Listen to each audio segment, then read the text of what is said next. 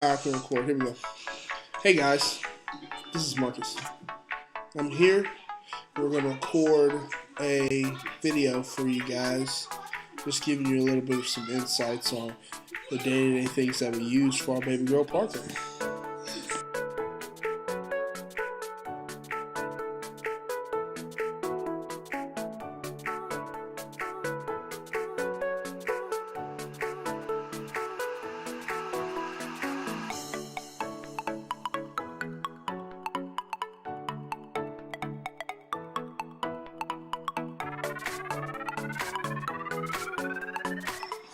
All right, so we're gonna start with talking about her Mickey butt. So Parker started off with the NG tube, which is the one that goes down your nasal, and then she moved to a G tube. Now she has the Mickey butt, which is a low profile G tube. And so that's what the Mickey button looks like. It's really cute. At the end, it's just a balloon, and it fills with water through the balloon port. And then it has a cap, but it stays flat to her stomach. And there are two extensions that come with it. The first extension is the one that we don't really use that much, and it's called the Bolus Feed extension, and it comes with a big port on the bottom, and then at the end you just put it into her G button and you twist it, and it says which way to lock, and then of course you have the little stopper. That's what I call it. It's probably not the medical term, but the stopper, okay? So that's that extension. And then the extension that we use every day, all day, our lifeline, is the continuous feed extension. And the bottom is sort of the same. It says lock on the bottom, and you twist it the direction it says, you put it in, and then it also comes with the clamp on the tube where you can stop it. And then the port at the top of this one has two ports. It has the feeding port, which is the larger, and then it has the med port, which is the smaller, and we love that. Oh man. So with the real quick, what we'll do is we'll break down. So normally with this one, you're gonna need a big syringe. Can you show them the syringe? Yes. To feed it. It's kind of like a gravity flow. There's a syringe right here. It's right here. So it's like a gravity flow. Basically, we just stick this in here. Of course, the formula is in here. We pour the formula in here. We unclamp it, and it literally goes like right into her G button. So into her stomach. So when we say continuous flow, This one. that is this one, and that's hooked up to. That is hooked up to the next thing we're going to talk about, which is Parker's pump is the internal light infinity. And we actually have three of them, if you can believe that. We have one that travels with us, which is this one. We have one that stays on her IV pole or feeding pole. And then we also have one in her room that stays on her hospital bed. And they all three come with chargers. And so basically, like we were saying, this hooks up to her button on her stomach, which hooks up to the bag, the feeding bag, and I'll open it for you guys so you guys can see. And this is a feeding bag.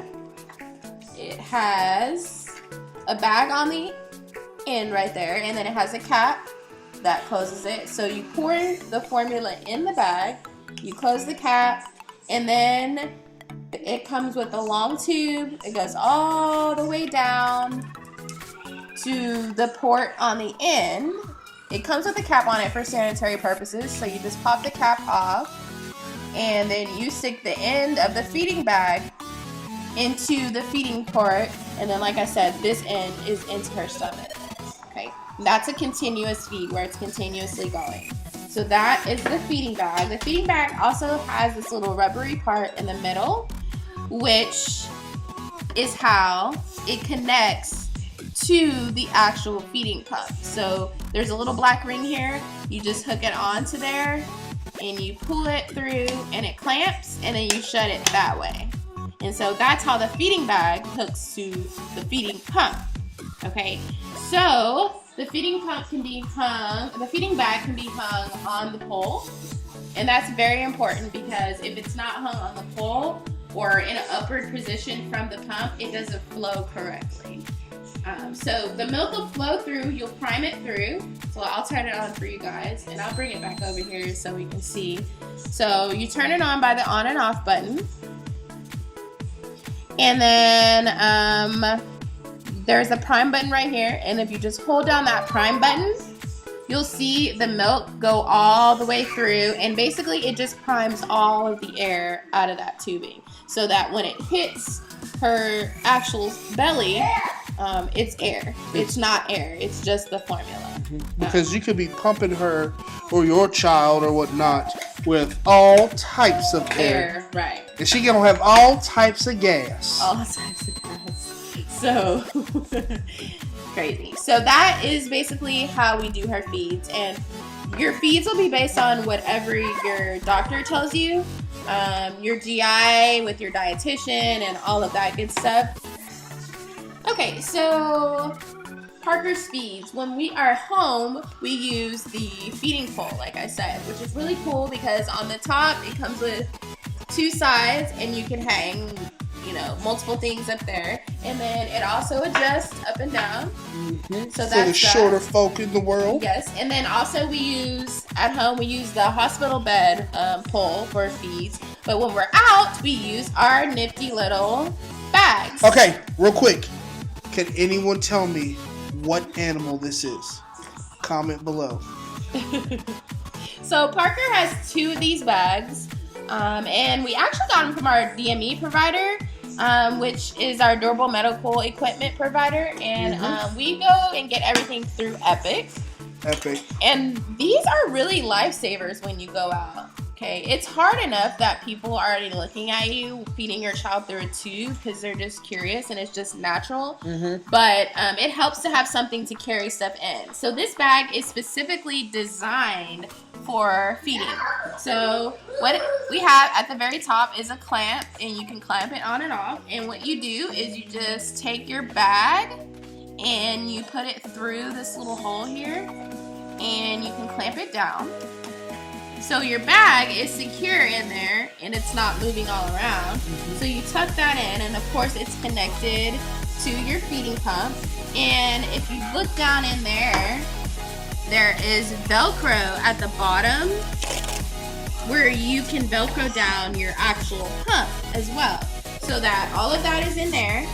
And then lastly, you take your port cord, because then you have this long cord, right? You can feed it through. There's a reinforced hole in the back. So what you do is you take the port and you feed it through the hole, and you just pull it all the way through. And then, like we were talking about before, you hook the port, the feeding port, you hook it to your continuous feed, and then you hook your continuous feed up to your baby. And that is how we feed when we are not at home. So and then that is that. And then it has a nifty, cool little pouch where you can keep like all your the supplies gloves and everything. the outfit. Or if you're really getting frisky, you can go with the kitty. Oh my gosh. Okay, so some things that we always have in our reach for her feeds are hand sanitizer. Gotta have that to Gotta keep have it. Because I mean, if you think about it, right, babe, it's a hole that's in her stomach. Big time. So we want to make sure that that's clean. We also usually have alcohol wipes, and we have split gauze. What is the split gauze for? Split gauze is to put around her D-tube because sometimes it seeps like mucus, especially when she's sick. And we've noticed that if you keep the split gauze on there, it also helps with the granulation tissue. So that's that. And then we also keep a big split gauze with us as well. So one's a 4x4, and that's a huge one. Big. But the 2x2 is probably the one that we're most going to use. And our GI nurse taught us a little trick that if you take a piece of tape, let's see if I can get it for you guys real quick. If you take a piece of tape, rip it, so probably about that big, and you put it on the bottom of the split gauze, then you flip the tape around like that, then it's not a split gauze anymore, and it keeps it around the tube. Right. But my wife being my wife, because certain things that we do, we want to make life easier, etc., she went out and found these. Yes. Okay. This is exactly what we were just talking about, split gauze. It's just more fashionable, okay? And on top of that, you can wash them. They clip together just like this. They clip together. Therefore, you won't have to hold any tape or anything like that.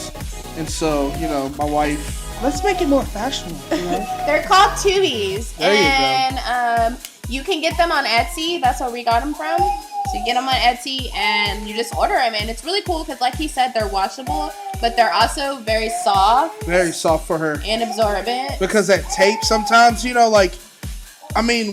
with this whole gauze or anything like that, if something seeps through, because sometimes, she gets a cold or whatever, and there's a little bit of mucus or something that can seep through her stomach, etc., it sticks to her, so therefore, it can be painful a little bit when we have to take it off. But with these tubies over here, my wife ordered, they don't stick to her, so if anything, it just makes her a lot more comfortable. Something else just real quick that goes with the tissue and the button and her stoma. And stoma is the medical term for the hole. The hole. In her stomach is granulation. So if you have a Mickey 2 or a G button or a G tube, granulation. Yep. So you can either there's 3 things you can do. Real quick, for those who don't know what granulation is, what is that? Granulation tissue is like around the hole. Your body wants to heal that because it's a hole in your body. So your body sends a bunch of white cells and goodness and nutrients. I'm not a doctor, so I'm just trying to explain it the best I know how to that site to heal it. Well, it doesn't quite heal it, and so there's a lot of just tissue that forms around that hole from the white blood cells. And it can be very painful, but mostly it just looks bad. Very bad. So you can there's 3 ways to treat it. You can do granulation, which they sell over the counter.